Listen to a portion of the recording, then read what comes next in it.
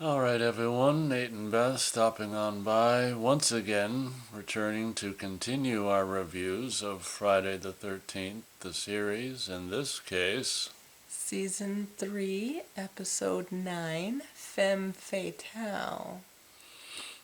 yep, here we are. So, if you know me and anything about my interests, I'm a big fan of older movies and no, not movies from the last 10 years. I'm talking about 30s, 40s, 1930s and 40s movies. This episode is cool. It revolves around an old 19, basically go ahead. I'd say 1920, mid 30s, 1920s to 30s film. I don't know. They said the year, I Did they? don't know if it was 39 or 41, I don't know, something like that. But this episode revolves around this couple, this guy, film writer, producer. I don't know if he's a director. I can't remember. Yeah, he's He's the a director director, of it. film writer. And then he's living with this has-been old actress, and He loves her. he loves her. And what is he doing at night? Well, he is bringing aspiring young actresses to pretty much take over the role of his younger bride in the movie, and this was really cool because the cursed object was a movie print called. Oh, it doesn't matter. It was one of these old fictional movies from this episode. It's gonna bug, bug Beth, but Well, it's not Femme Fatale. A date. No, oh God. it's okay. Well, we'll just stop. You know the name of the movie. No, I don't. Oh.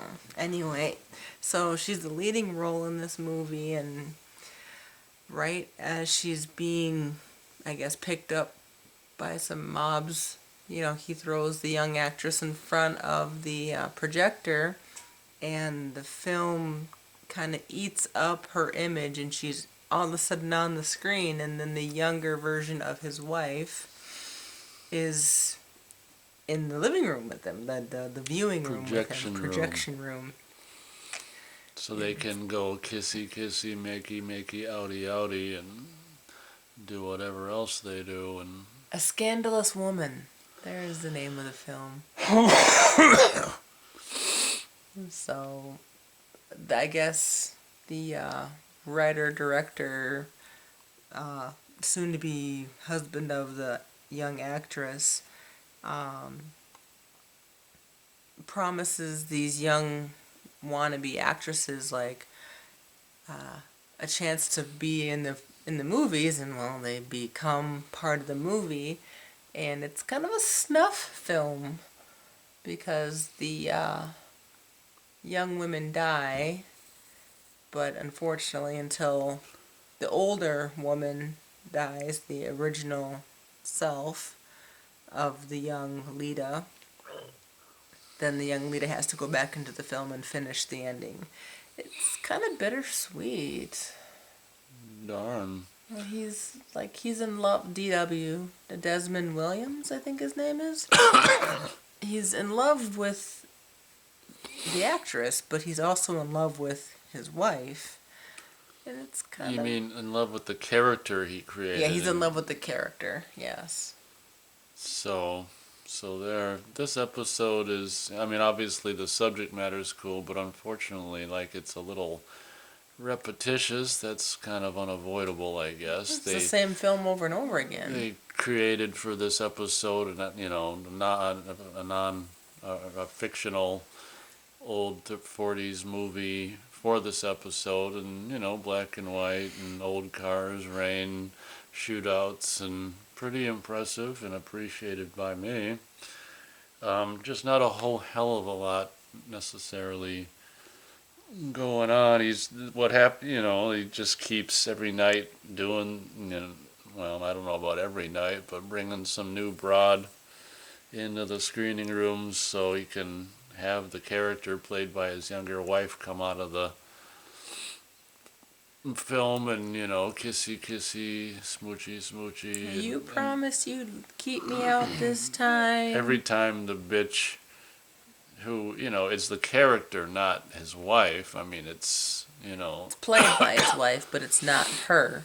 It's the character from the movie. Every time she's like, "You gonna kill your wife so I can stay out for good this time?" And basically the episode just spends the whole episode with this guy getting cold feet and gonna actually trying to kill aging, ailing actress wife so can have this young thing or whatever. So Well, the kind of towards the end, he thinks he kills her by suffocating her in her sleep, and then they're all trying to get because Mickey got pushed into the film.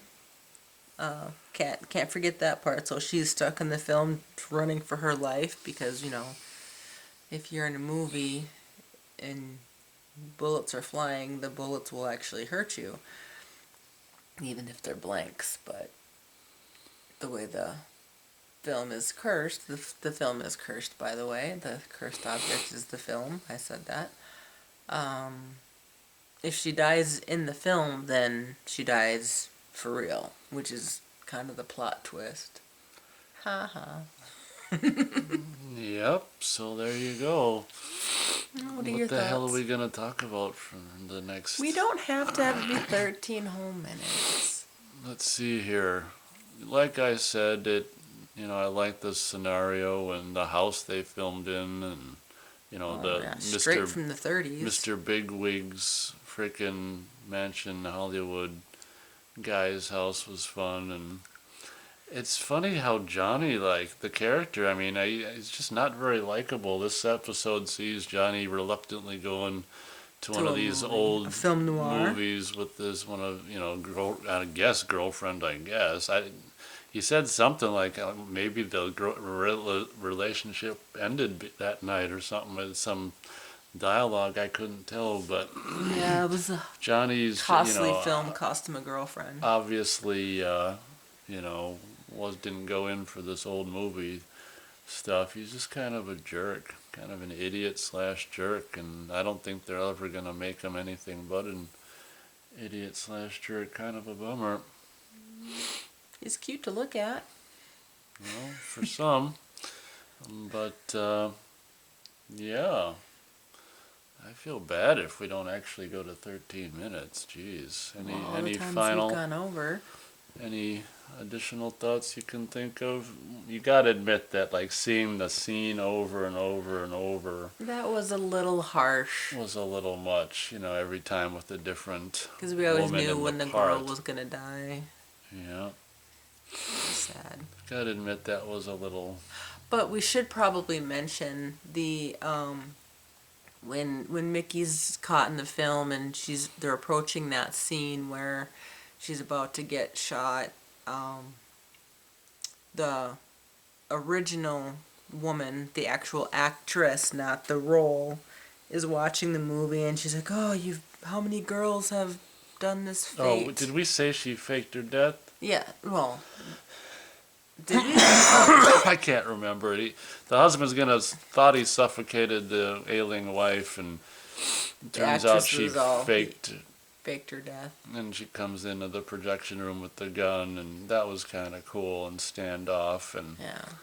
Go She ahead. kind of became the character, and she's like, "You forget the death scenes are my forte."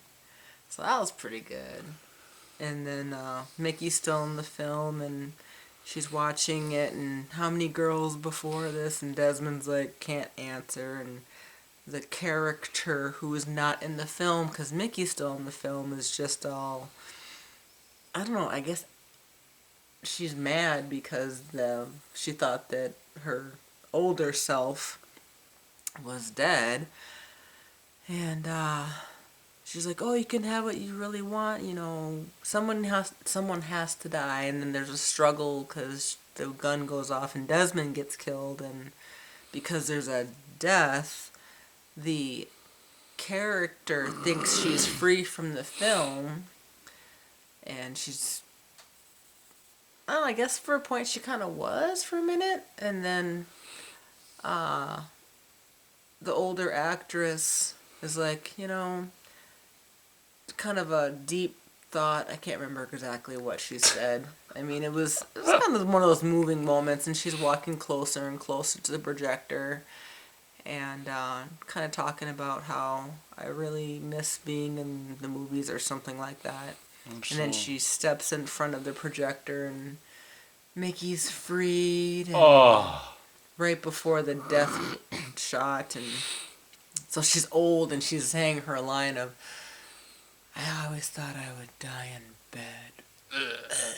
and then moments later, like, she materializes into the young version, which Beth liked and I didn't understand. Well, because before they showed the full rest of the scene, because the older self is in the movie, the I don't know. I mean, it was kind of hard to describe. It's like because the older actress that is Played the part died. she like burns up in front of him like the film would burn. So You gotta say that the younger version that is out the in character the screening room thinks she's free until that happens, and when the actual woman that plays her dies, I guess she burns up.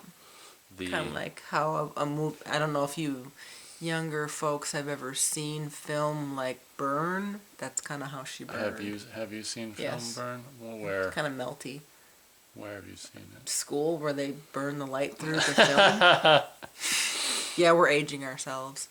But I thought that was kind of romantic, and so in the scene, she's in the car, and the old woman fades into the young woman because, well, the film has to go back to the way it originally was.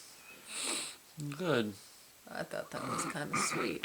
So the first two deaths were basically young girls. Actresses. Well, I don't know what they were. Actresses. Aspiring / actresses. fans that the guy brought to the screening room to put into the film. The Give us kissy kissy lovey loveys.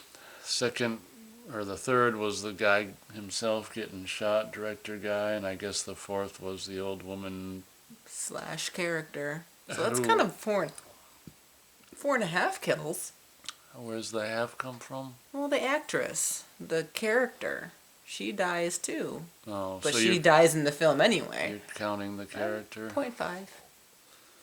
Because she died, she kind of melted in the screening room. That kind of counts.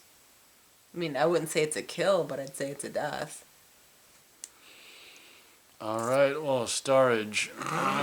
Starage. Thumbs. Thumbage, I'm still recovering from. I would give Sick. it just a notch from the 12. Okay. Not quite full, but it intrigued me. It kept me occupied. I'll go a notch down from a full thumb as well. What, you gonna share the next episode we got looking forward to before? Mightier Than the Sword. Probably a cursed pen. Ooh, I was thinking the sword of Excalibur, but a pen is mightier than the sword. Cursed pen. I'm gonna have to go with you on that one. Okay, let's go. Well, thanks for listening. Did I say my thumb? Yes, you Well, did. what did I say? You said a quarter. You matched me. Oh, yeah, just a notch down from the full thumb. Okay. Well, before it's 14 minutes, we better end it. Thanks for listening, everyone. Till next time. Till next time.